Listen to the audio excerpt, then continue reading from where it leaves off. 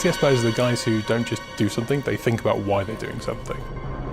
When you watch an intense chess match and you're seeing a battle of the minds, a battle of tactics that isn't even just on the board, it's 5 moves ahead, 10, 20 moves ahead. This ability for the action to just kind of turn on a dime. If you know the person you're playing, you might know what their favorite tactics are. You know, you think you got that game wrapped up, and then all of a sudden, 2 bases go down, another base gets built. They think they've got you, they've got their units coming in, and then you just drop death out of the sky. Do you build for long-range siege? Do you go air? Do you go heavy guns? What's my enemy doing? How am I going to counter-react to that? Time's ticking down, and the score's ticking up. I've taken on board what you've thrown at me. Now I'm going to dismantle that.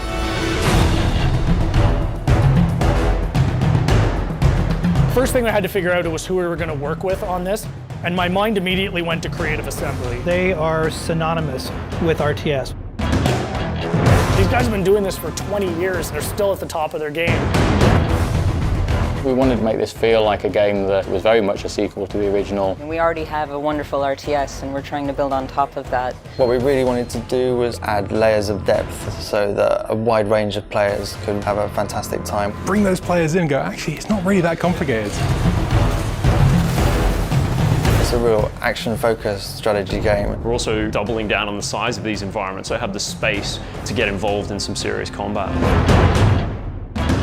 If you want to practice your base strategy, you can go into domination, you can go into deathmatch. If I'm in the mood for a fast game, I can jump into strongholds. So we've got different kind of ways to play the game for different kind of players. We absolutely want those hardcore players, and we've absolutely got games and game modes that are suited to that. But then we've got, on the other end of the spectrum, modes like Blitz.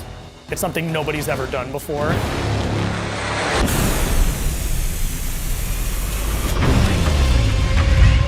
Blitz is a whole new way to play RTS. We're really excited about Blitz. It really changes the way people will look at RTS games.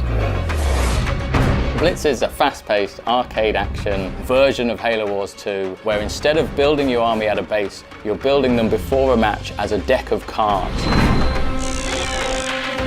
And you fight by deploying cards from your hand into the battlefield in real time. There's no base building, there's no economy management, it's all about the combat.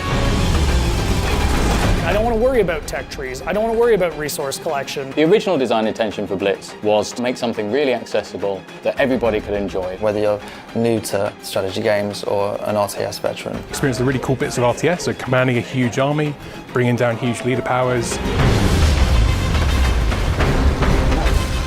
It's all about playing the right card at the right time. At the end of the match, you're wielding these large forces with all sorts of different powers and abilities. And start bringing out bigger guns, marauders, blisterbacks.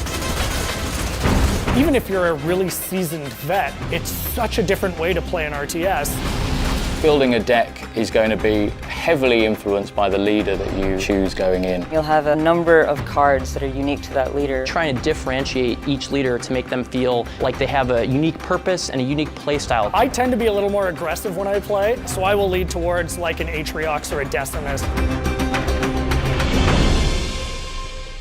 I like that we're taking a risk.